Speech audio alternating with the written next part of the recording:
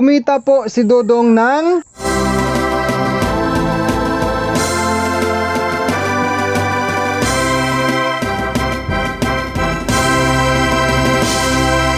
King's VitaPlus Animal Feed Supplement.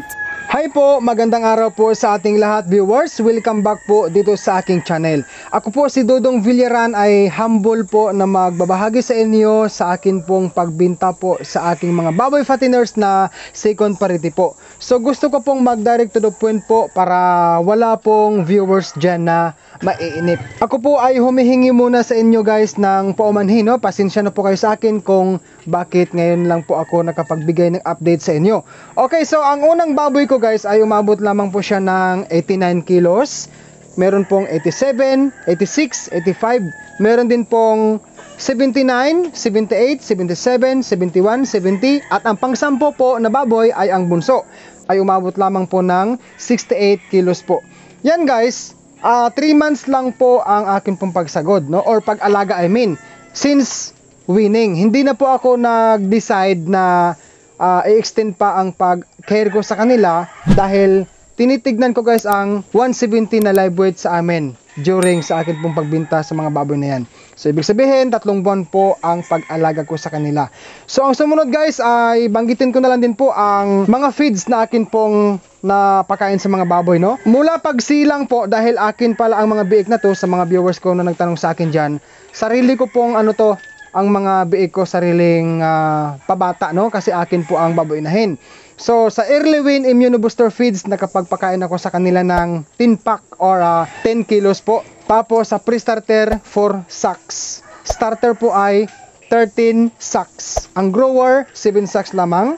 Rice bran ay 1 sack. At ang finisher po ay 1 sack lamang. Ang total po ay 26 sacks. Ngayon naman guys, balikan po natin ang 4 na baboy ko po na umabot po ng 89, 87, 86, 85. Ang total po ay 347 kilos po silang 4. Ito times po natin sa 170 pesos po ang live weight per kilo equals 58,990. Ang the rest naman po ay 79, 78, 77, 71, 70 equals 375 kilos lamang times po 160 lamang equals 60,000 sarado.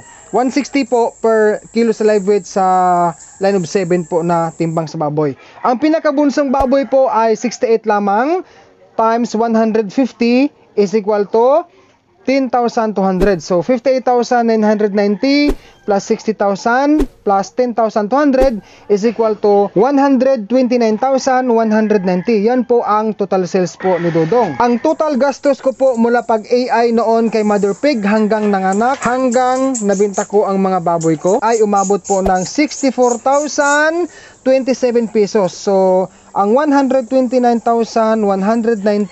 total sales minus 64,027 pesos is equal to 65,963 po ang remaining balance or ang akin pong kinita sa batch na ito.